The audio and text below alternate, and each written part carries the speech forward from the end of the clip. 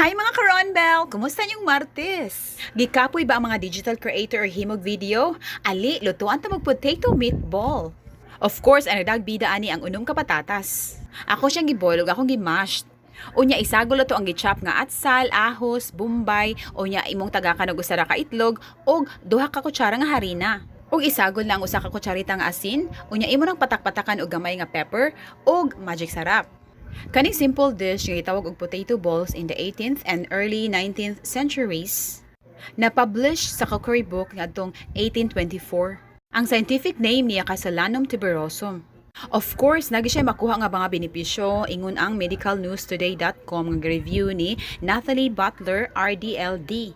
Ang kaniyang potato might contribute to a healthful lifestyle including preventing osteoporosis, maintaining heart health, and reducing the risk of infection. Makatabang siya sa bone health, sa blood pressure, sa heart health, sa inflammation, sa cancer, sa digestion irregularity, sa weight management and satiety, sa metabolism, sa skin, o sa immunity. Sure kumawa niyong kakapoy, labi na pahiton mo sa kahalang sa sauce? Happy potato meatball lunch everyone! Mga ka-Ronbel gums!